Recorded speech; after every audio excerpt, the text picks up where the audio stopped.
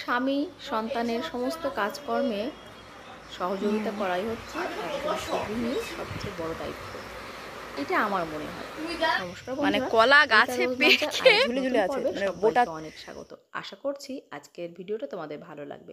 যদি ভালো লাগে অবশ্যই কিন্তু একটা কমেন্ট করতে ভুলো না। তো সকালবেলায় কিন্তু দেখো এই যে মেয়েদের জন্য ব্রেকফাস্ট রেডি করছি, ওদের স্কুলের টিফিনের জন্য টিফিনটাও এর সঙ্গে হয়ে যাবে। আর আজকে কিন্তু অনেক দিন পর তোমাদের সঙ্গে ভিডিও শেয়ার করছি, তার কারণ একটাই, কয়েকটা দিন মেয়েদের স্কুলের প্রজেক্ট আর কাজকর্ম নিয়ে ভীষণই ব্যস্ত ছিলাম। আসলে আগেই বলেছি আমি চেষ্টা করি সবসময় আমার স্বামী সন্তানের সমস্ত কাজে সময় মধ্যে আর কি ওদেরকে সুন্দরভাবে সমস্ত কিছু জোগাড় যন্ত্র করে দেওয়া বা ওদের সহযোগিতা করা। তো মেয়েদের স্কুলের প্রজেক্টে দুটো, আমার মেয়ে চারটে, ওদের মানে দুটো করে চারটে প্রজেক্ট ছিল। আর চারটে প্রজেক্ট বুঝতেই পারছো কতটা চাপের হয়ে যায় ওদের পক্ষে। বিশেষ করে আমার ছোটো মেয়ে যে ক্লাস 3-তে পড়ে তাকে তো অনেকটাই হেল্প করে দিতে হয়।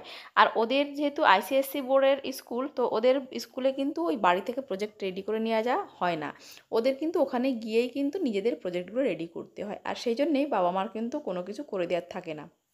মানে হচ্ছে বাড়ি থেকে রেডি করে দিলে কিন্তু চলে না, সেই জন্যে ওদেরকে জিনিসটা ভালো করে শিখিয়ে দিতে হয়। আর এই বাড়িতে বসে শিখিয়ে দেওয়াটা কিন্তু অনেকটাই সময় সাপেক্ষ। মানে সমস্ত প্রজেক্টগুলো নিজের থেকে আগে রেডি করতে হবে, সেটা সুন্দর করে ওদেরকে ডেমনস্ট্রেট করে দিতে হয়। আর ওরা যাতে সুন্দরভাবে করতে পারে সেই যে ব্যাপারটা কিন্তু বারবার আর কি ওদের প্র্যাকটিস করিয়ে ওটাকে রপ্ত করাতে হয়। আর সেই জন্য বুঝতে পারছো কতটা সময় দিতে হয়। কাউকে দিয়ে যে করিয়ে নেওয়া হবে এমনটা না, তবে অনেকেই করিয়ে নেয় হয়তো বা, কিন্তু আমি সবসময় চাই আমার মেয়েদের জিনিসটা সুন্দর করে শিখিয়ে দেওয়ার জন্যে। আর প্রজেক্ট করার কিন্তু মূল উদ্দেশ্যই এইটাই যে বাচ্চারা নিজেরা সেই জিনিসটা করতে শিখবে। টাকা দিয়ে কাউকে করিয়ে নেওয়াটা কিন্তু প্রজেক্ট করতে দেওয়ার উদ্দেশ্য নয়। তবে অনেকেই হয়তো এইরকম উপায় অবলম্বন করে, কিন্তু আমি আজ পর্যন্ত কখনোই আমার বাচ্চাদের স্কুলের প্রজেক্ট কাউকে দিয়ে করাইনি। নিজে চেষ্টা করেছি সঙ্গে থেকে, সাথে থেকে ওদেরকে জিনিসটা সুন্দর করে করতে সহযোগিতা করা। আর এই করতে গিয়েই কিন্তু আমার সংসারের কাজকর্ম অনেকটা ব্যাঘাত হয়, আর সেই সঙ্গে কিন্তু ভিডিও করাটাও মাথায় ওঠে। কিন্তু ওই যে বলেছি, আমি মনে করি একজন গৃহিণীর সবচেয়ে বড় দায়িত্ব হচ্ছে স্বামী বা সন্তান যাই হোক না কেন, যেই হোক না কেন, তার কাজে সহযোগিতা করা। আর এই সহযোগিতা করব বলেই কিন্তু কখনো নিজে কোনো পেশার সঙ্গে যুক্ত হওয়ার কথা ভাবিনি। চেষ্টা করেছি বা ভেবেছি যে নিজে কিভাবে আমার স্বামী সন্তানদের সহযোগিতা করতে পারি, ওদেরকে কিভাবে আমি সাহায্য করতে পারি, যাতে ওরা ওদের নিজের ব্যক্তিগত জীবনে সফল হতে পারে আর সাফল্যের চূড়ায় পৌঁছাতে পারে। তো দেখো মেয়েদের টিফিনে কিন্তু যে করেছিলাম এই যে পটেটো স্যান্ডউইচ, আর এইটা কিন্তু মেয়েদের ভীষণ পছন্দ হয়েছে। সকালে এই যে একবার একটু ব্রেকফাস্ট করতে দিলাম, তো ওদেরকেও ব্রেকফাস্ট করতে দুটো করে দিয়ে দিয়েছি, আর বাকি কয়েকটা ওদেরকে টিফিনে দিয়ে দিয়েছি। আর মেয়েরাও চেয়েছিল আজকে ওদেরকে এই যে পটেটো স্যান্ডউইচটা বানিয়ে দিই, তো ওদের ভীষণ পছন্দ হয়েছে। আমি সবসময় চেষ্টা করি মেয়েদের পছন্দের কিছু একটা বানিয়ে দেওয়ার, এবং সেটা যেন হেলদি হয়। তো এই যে দেখো আজকের ব্রেকফাস্টটাও সেরকম একটা ব্রেকফাস্ট ছিল। তবে যে মাঝে মাঝে যে একটু উল্টোপাল্টা খাবার দাবার হয় না এমনটা না। তো তারপরে দেখো কি করলাম, পাউরুটির ওই ধারগুলো কেটে কেটে যেগুলো রেখে দিয়েছিলাম সেইগুলো কিন্তু আমি একদম লো ফ্লেমে এইভাবে কিন্তু মানে শক্ত করে নিয়েছি, ড্রাই করে নিয়ে গুঁড়ো করে রেখে দিয়েছি। আর এখানে দেখছি তারপর আমি উঠান কুড়াতে ঝাড় দিতে এসে দেখছি এখানে আমার কলা গাছে কত বড় সর্বনাশ হয়েছে। দেখো এখানে পাকা কলাগুলো বৃষ্টির জল পেয়ে পুরো এখান দিয়ে একটা সাইড দিয়ে পুরো পচে পচে পুরো নিজে মাটিতে ঝরে পড়েছে। তো কত বড় সর্বনাশ হয়েছে বুঝতে পারছো। গাছ পাকা কলা বলে কথা, সেটা এইভাবে নষ্ট হয়ে গেলে কার না খারাপ লাগে। তো তোমাদের দাদা পড়াচ্ছিল, ওকে আমি ডেকে নিলাম, দেখো কী সর্বনাশ হয়েছে, কী অবস্থা হয়েছে, মানে কি করে হলো এটা। আমি ভেবেছি পাখিতে খেয়েছে, কিন্তু তারপরে দেখলাম না, খায়নি।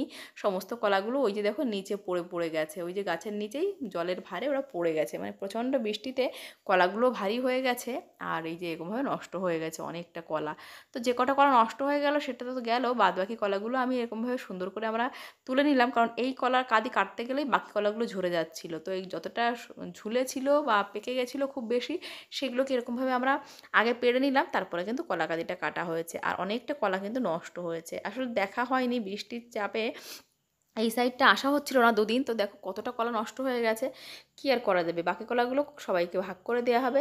নিজের মানুষদের, আত্মীয় স্বজনদের নিজের গাছ পাকা কলা এটা খাওয়ানো আর নিজেরা খাওয়া সত্যি ভীষণ একটা আনন্দের বিষয়। যে কোনো জিনিসই নিজের হাতে বানিয়ে যদি কাউকে গিফট করা যায়, সত্যি সেটা ভীষণ আনন্দদায়ক হয়। তো দেখো কলাগুলোকে ঘরে নিয়ে গিয়ে পরিষ্কার করতে হবে। এই যে দেখো কলাগুলো কতটা নোংরা, আর কয়েকটা কলা তো নষ্ট হওয়ার মতো হয়ে গেছে। তো আমার শাশুড়িদের কয়েকটা দেবো, বোনদের দেবো, মাকে দেবো, সবাইকেই দেবো, অল্প অল্প করে সবাইকে দেবো, দিতে পারলে ভালো লাগে, কারণ সবাই সবাই তো আমাকে দেয়। আমার বোনও যখন তার বাড়িতে কোনো কিছু হয় আমাকে দিয়ে পাঠায়, লাউ হোক, যে কোনো সবজি হোক, বড়ি হোক, যাই হোক, ও যা বানায়, ডাল হোক, যে কোনো কিছু আমাকে কিন্তু দিয়ে পাঠায় সে। তো আমারও দায়িত্ব তাকে কিছু দেয়া। আর আমার শাশুড়ি তো সব কিছু দিতেই থাকে আমাকে। তো দেখো এই যে কলাগুলো যেগুলো বেশি পেকে গেছিলো ওরকমভাবে রাখলাম, আর এইগুলো কিন্তু একটু ধুয়ে নেব, প্রচণ্ড পাতা টাতা নোংরা পড়েছে। তো ধুয়ে টুয়ে পরিষ্কার করে তারপরে কিন্তু রাখবো। তো তারপর ঘর টর সব ভালো করে মুছে টুছে নিয়ে রেডি হব, ফ্রেশ হয়ে তারপরে কিন্তু ব্রেকফাস্ট রেডি করব। আজকে ব্রেকফাস্টে কিন্তু ওই যে দেখো গাছ পাকা কলা আছে, তার সঙ্গে নিয়েছি ডিম সেদ্ধ করে, সঙ্গে নিয়েছি একটু চাল ভাজি। তো তোমার দাদা কিন্তু খাওয়া হয়ে গেছে, আর এইদিকে আমিও কিন্তু আমার খাবারটা নিয়ে এলাম। ও কিন্তু পড়াতে বসেছে আবার, আর আমি কিন্তু আমার ব্রেকফাস্টে সমস্ত কাজ গুছিয়ে নিয়ে এবার একটু বসলাম ব্রেকফাস্ট করব। আজকাল না সকালবেলায় একটু হেলদি ব্রেকফাস্ট খাওয়ার চেষ্টা করছি, মানে ভারী ব্রেকফাস্ট একটা সময় ছিল নিজের ব্যাপারে কোনো আর কি মানে খেয়াল করতাম না, ওই যখন খাওয়া হতো তখন খাওয়া হতো, কিন্তু সকালবেলা দেখেছি একটু হেলদি ব্রেকফাস্ট না করলে প্রচণ্ড ক্লান্ত লাগে। আর তো দেখো সেজন্য কিন্তু চলে এসেছি, 2 টুকরো শশা ছিল সেটা নিয়ে এলাম, একটা ডিম সেদ্ধ নিয়েছি, একটু চাল ভাজি নিয়েছি, আর নিয়েছি একটা কলা। মাঝে মধ্যে অনেক দিন পর একটু চাল ভাজি খেতে ইচ্ছে করলো, তো আগের দিন রাত্রে ভেজেছিলাম সেটা একটু নিয়ে নিয়েছি। একটা হেলদি ব্রেকফাস্ট সত্যি আমাদের দিনটাকে অনেক বেশি এনার্জেটিক করে তোলে। তো এই যে দেখো কলাটাও কিন্তু বেশ মিষ্টি হয়েছে, নিজের গাছ পাকা কলা সত্যি ভীষণ ভালো হয়েছে খেতে, তো সবাইকেই দেবো। আর শশাটাও কিন্তু বেশ খেতে ভালো লাগছে, ঝাল ঝাল বেশ চাল ভাজির সঙ্গে। তোমরা কি কাউ মানে কেউ এরকম কখনো খেয়েছো চাল ভাজি? আমাদের কিন্তু এখানে আগে কিন্তু খুব খেতাম আমরা ছোটোবেলায়, তখন এত কিছু ব্রেকফাস্ট ছিল না, তো চাল ভাজি মুড়ি এইগুলো কিন্তু খেতাম চিড়ে। তো দেখো এই যে এইগুলো কিন্তু একদম ক্রাশ করে নিয়েছি, দেখো কত সুন্দর গুঁড়ো হয়ে গেছে ওটা। তো এগুলোকে কিন্তু এখন একটা কন্টেনারে মানে ভরে রাখবো, এটা কিন্তু বিস্কুটের গুঁড়োর কাজ করবে। তো এইভাবে কিন্তু জিনিসটাকে নষ্ট না করে আমি কাজের মতো করে করে রাখলাম।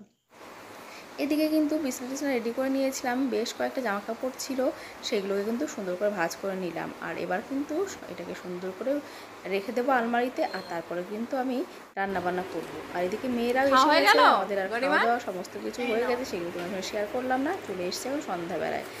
আর ওদের চলে এসে দিতে হবে না, প্রজেক্ট করতে হবে বাবা, দিতে হবে না আমাকে পাগলি। সন্ধ্যাবেলায় বসেছি, ওই যে মেয়েদের প্রজেক্ট সেইগুলো তোমার সঙ্গে শেয়ার করছি। এটা হচ্ছে মেয়ের ফিজিক্সের প্রজেক্ট, যেটা ওর বাবার সঙ্গে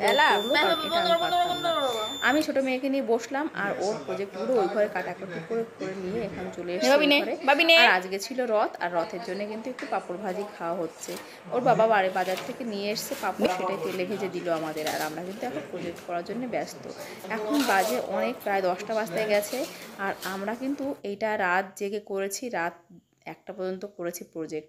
সকালবেলায় মেয়েরা স্কুলে যাবে, তো দেখো এখানে বৃষ্টি শুরু হয়ে যাবে, আর জিনিসপত্র সব এই যে রেডি করে নিয়েছে, এগুলো কিন্তু স্কুলে গিয়ে ওদের এই দেখো এইরকম বোর্ডের উপর করতে হবে।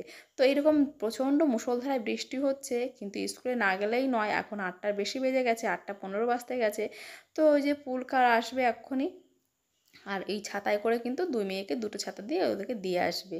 তো প্রচণ্ড মুষলধারে বৃষ্টি, এই বৃষ্টির মধ্যে সত্যি কথা বলতে মানে কী বলবো, রাস্তায় লোকজন নেই, কিন্তু ওই যে স্কুলে যেতেই হবে। তো দেখো মেয়েরা রেডি হয়ে গেছে, আর খাওয়া দাওয়া হয়ে গেছে ওদের, তো এখন ওরা বেরোবে। আমি বললাম বাবা এই চপ্পলগুলো একটু করো, পাটা গুটিয়ে নাও, তো মেয়ে বললো ঠিক আছে। তারপর এদিকে দেখলাম মেয়ে আই কার্ডটা পরে নিয়ে, বললাম পরে নাও আই কার্ড, তো দৌড়ে আবার আই কার্ড পড়তে গেল ঘরে। তো দেখো সমস্ত কিছু রেডি করে পরিষ্কার করে নিয়েছে। আর কেমনভাবে প্রজেক্ট করে সেটা বাড়িতে আসলে দেখা যাবে। আমি তো ওদেরকে চেষ্টা করেছি বুঝিয়ে দেওয়ার, আর কি বড়ো মেয়েকে তো ওর বাবা খানিকটা বুঝিয়ে দিয়েছে, বাদ বাকি ও নিজেই করে নিয়েছে, নিজে নিজে পারে। ছোটো মেয়েকে অনেকটা করে বুঝিয়ে দিলাম যে শোনা সুন্দর করে কিন্তু তুমি পেস্ট করো, সব কিছু লিখে নিও। তো বললো মা আমি পারবো, তোমাকেও তো চিন্তা করতে হবে না। তো দেখা যাক বাড়িতে আসলেই বুঝতে পারবো কেমন করে বানিয়ে। আর ওদিকে বৃষ্টির জন্য এক্সট্রা প্রিপারেশন চলছে। আই কার্ড কোথায়? পায়ের কাছে গুটিয়ে নেওয়ার। তখন বলেছিলাম যে আই কার্ডটা করো, তো আই কার্ডটা আবার নিয়ে এসে করে নিল, আর ওর বাবা ওদেরকে দিতে যাবে, গাড়ি এসছে। তো দেখো এই যে বৃষ্টির মধ্যে ভিজে ভিজে এখন যাচ্ছে, এভাবে কিছু করার নেই, যেতেই হবে স্কুলে।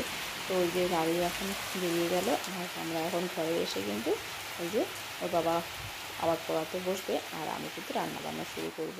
এইরকম বৃষ্টির মধ্যে মানে সত্যিই কি বলবো, ভীষণ আর কি কষ্ট হয়, বাচ্চারা বাড়ি ওদেরও কষ্ট হয়, আমাদেরও খারাপ লাগে, কিন্তু কিছু করার থাকে না, বিশেষ বিশেষ দিনে যেতেই হয়। তো আমি সকালবেলায় তো আজকে আমরা ওইটাই ব্রেকফাস্ট করলাম ডিম দিয়ে, আর দুপুরবেলায় মেয়েদের জন্য রান্নাবান্না হচ্ছে।